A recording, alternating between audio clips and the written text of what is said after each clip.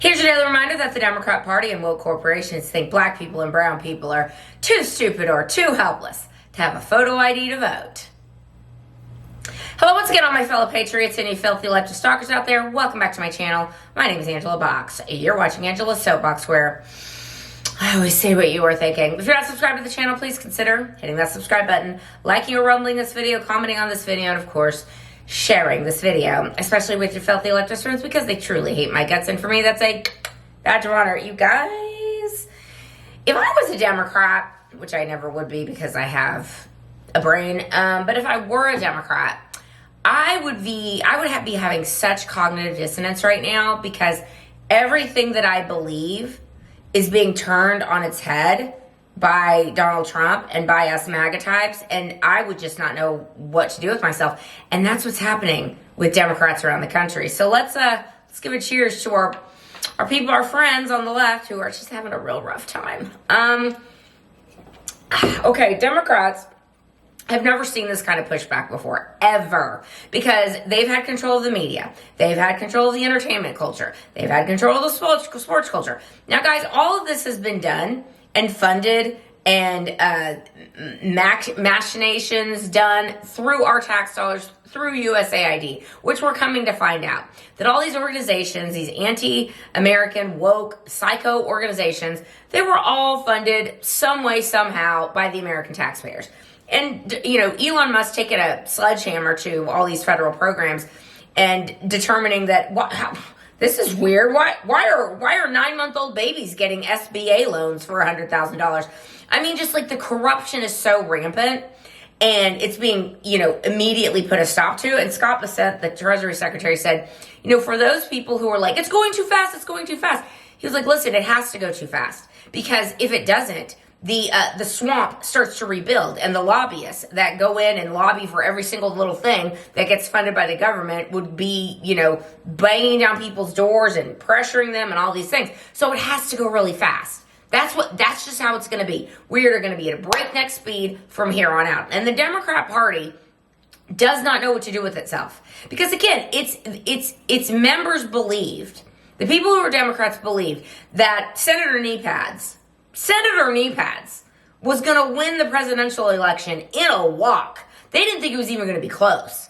They were like, how are these polls so close? This must be padded. Somehow the polls are padded. It's like, they're so dumb they don't realize that most polls are already tilted to the left by about 7 to 8 percentage points. They overstaple Democrats in every single poll. So the fact that Trump was neck and neck with Senator Knee Pads, or leading her in some of the polls, meant that he was going to win this easily. But they believed their media, and they believed the people around them saying the hopium, if you will, that Donald Trump is going to jail, and Kamala Harris is like, she's just joy, and she's Obama 2.0, and it's going to be amazing. They believed all of it. They believed everything when this woman couldn't string two sentences together, almost as bad as Joe Biden. And Kamala Harris can blame alcohol for that. She can't blame age degeneration, but she can blame herself for being a drunk, I suppose. But the point is this: they believed every single thing the media told them. So when Donald Trump won, and then he started doing exactly what he said he was going to do, like, none of this that Trump is doing is a shock to any of us. In fact, the only shock that we have is that it's actually happening. Because for years and years and decades, we've been told, we're going to slash the size of government. We're going to make sure the power goes back to the people. We're going to close the border. We're going to do something about unfettered immigration. We're going to stop the drugs from coming over. None of it ever happened, did it? No, it did not. We're going to really do something about your taxes and these tariffs that Trump is getting ready to put on these countries in April. The reciprocal tariffs are getting ready to just make the coffers of the United States explode with tax dollars. I'm sorry, not tax dollars. Revenue coming in. Revenue. So as opposed to you paying taxes, countries are going to be paying us to do business with us. Not only that, Trump says that we've got about $4 trillion worth of companies that are getting ready to come back into America because they don't want to pay the tariffs. So Trump's like, great, come to America. We'll give you massive incentives to build here. Fantastic. There's going to be jobs for Americans. There's going to be money coming in from these tariffs. And the Democrats are going to have even more meltdowns over this. So over the weekend, I'm going to do a whole video on this Tesla thing. But over the weekend, there was these stupid little protests that they were going to go, and they're like, we're going to protest Tesla because it's just the flavor of the day. It's the hashtag Ukraine flag and bio people all over again. It's the trans Tifa. It's the Gazas. It's the BMs. I mean, all they do is just change shirts and get different signs to hold up that are paid for by who? Who? Oh, that's right, George Soros, who's funding this group called Indivisible, which is basically funding these paid protesters to go all over the place.